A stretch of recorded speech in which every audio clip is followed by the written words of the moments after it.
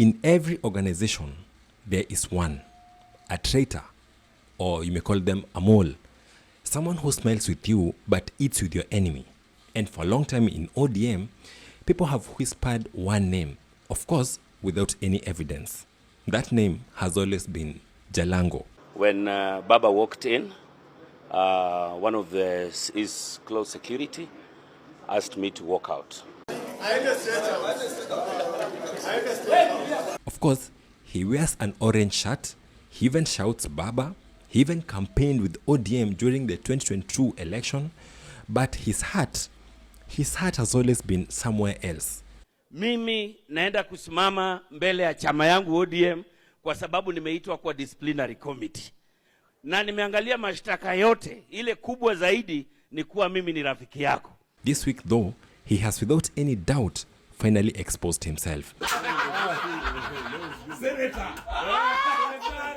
And I'm happy that the whole country will see exactly who he is. And what makes me even more happier is that the whole country is also going to witness as he pays for his crimes. Jalang'o is going home. Jalang'o is going home. Let's talk about it. If you love this kind of content, go ahead and like this video and subscribe. Now let's get to the video.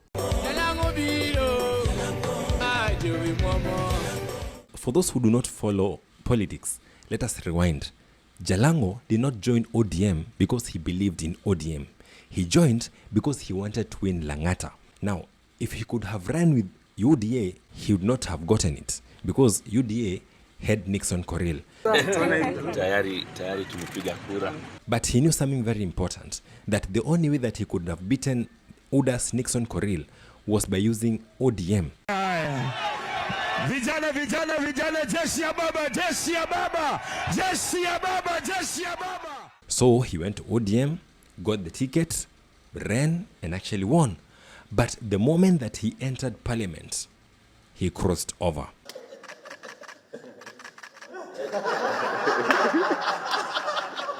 Straight to the president's side. That is when his beef with Raila actually began. I came here because I'm a member of ODM and a member of Azimio. I was allowed in when Baba walked in. One of his close security asked me to walk out. Raila had seen it early. He saw the betrayal. Umekuwa msaliti.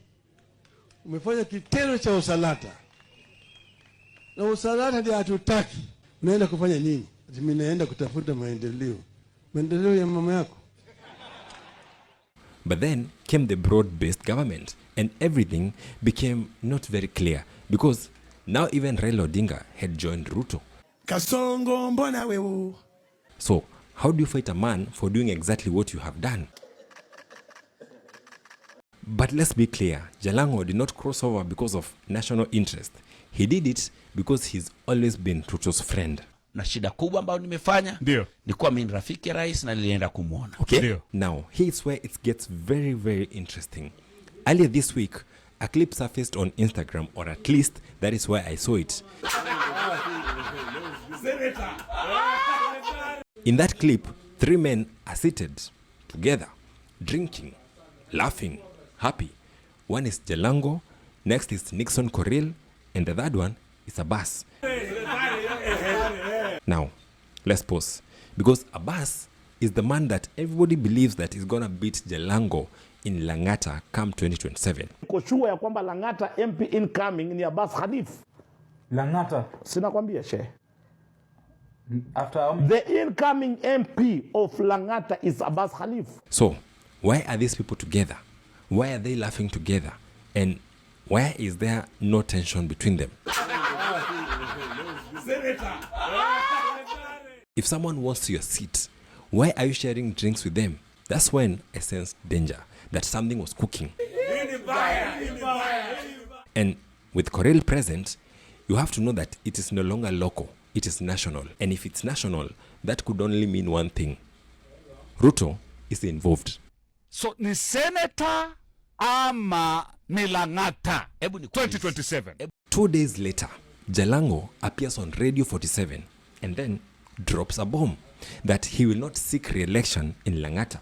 Siku zote mimi sipangwi. mimi uamua na naendea. All right. What does he want? Okay, clear the airwaves. Yanayozungumzwa ya kwamba Mheshimiwa Jalang'o ataendea kiti cha useneta come 2027. Ndio. Ni ukweli ama ndio utaendea? Nipe mkono Mheshimiwa Jalang'o. Hebu nikuulize. Utaendea kiti cha useneta Nairobi. Is this coincidence? Because if we do not forget, just last week, Sifuna declared that he will be seeking re-election for that exact same seat. The exact same seat. Now, ask yourself, why jump into a race that you cannot win?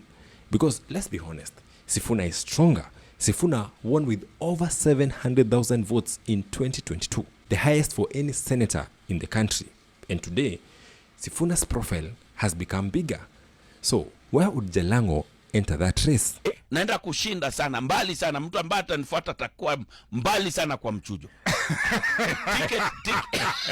Ticket naenda itakuwa mbaya. Okay. Itakuwa mbaya hii. Is it really about winning or destabilizing ODM? Na watu wetu from Luland wawesiona waoni Ruto anagonganisha Wajaluo na Waluya, so that urafiki inaisha na Ruto penya hapo katikati. You see, William Ruto has already destabilized ODM. The whole country can see it, but maybe that is not enough. Now his target seems bigger, the SG himself, Bwana Sifuna. Because what happens when you force an internal war? What happens when Luos and Luyas begin competing for the same seats? Sasa ile unawacha Lang'ata na unawachia bas, unawachia watu wengine. Kwa mali Wajaluo, Waluya wako na namba kubwa. For years, there has been an understanding. Usipochunga watu wetu, awata kuvote mali unaenda hapo kwa Senate. Luyas and Luos, at least those in ODM, do not fight for the same seats. That has always brought balance and coordination. Now, Jalang'o introduces chaos. Because if governor, that is Babu Owino, is going to be Luo, and then Jalang'o wants also the senator, who is also Luo, what does that mean for the Luya space in ODM? Is this strategic balance or is it deliberate disruption? Even ODM members are questioning him. Babu amesema anatoka Embakasi East. Anasema anaenda governor. Hiyo ni kiti ambayo iko na mtu wetu. Wewe pia tena umedeclare juzi jana ya kwamba unaenda wapi? Senate, na Babu anaenda governor. Jalang'o mali Raila Odinga yuko, mali amelala. Hawezi furahia na hiyo move yako. Is this what a loyal member would do? Or is it someone who is acting for an external master? He voted for a bill that led to the death of young people. He's the reason why we are in this state. He's one of the members of parliament who are affordable to the president. So we cannot come here and what does that mean, man? What do you mean is affordable? He's affordable. Now, let's talk about money for a little bit, because there's one thing that we cannot ignore about Jalang'o. Jalang'o, for the few years that I've known him, he has moved a radio station to the next radio station. The frequency of moving from one radio station to another has been crazy, but he has always been very clear on why he does it. Vitangu kubwa zaidi ni umaskini. Umaskini ndio motivation yangu kubwa. Hiyo ndio vita ambao nayo. Sina vita zingine, ni umaskini. He says he goes where he's appreciated more. And appreciation here means only one thing: money. Wacha nisikudanganye. Motivation yangu kwa pake. Motivation yangu na nipake na kutoka kwa ubao. Unajua, mimi nishasota na nishakwa na do. Unaelewa? Na nikiangalia, I'll choose kukwa na do anyway. He goes where the bag is. Now ask yourself, is this move by Jalang'o about service delivery, or is it about securing the bag? Talking about the bag, now we have a till number to the channel. You can directly support this channel through your contributions. No amount is too little, no amount is too big. I want to big up everyone who's been supporting the channel, and God bless you abundantly. Now, talking about the Senate seat, you have to note that the senator position is arguably the seat with the least proximity to money. What does that mean? The chances to eat are very minimal here. So you might ask yourself, why is Jalang'o going for this seat? Sema weka mawe. Sema weka mawe. Just this week, Jalang'o was actually in State House, and Ruto pledged 4 million to support a boxing match that is linked to Jalang'o. Nawekea Majembe Ehe. 1 million. Ehe. Mbavu Destroyer. Mbavu Destroyer Ehe. 1 million. Ehe. Ticket Ehe. ya watu 1,000 1,000. na watu 1,000. Ehe. So 2,000. 2,000 tickets. 2,000 tickets. Guys, kitendawili, I'm gonna assume you guys are saying Tega. He wears Raila's t-shirt. He sings Ruto's songs. Who exactly is he?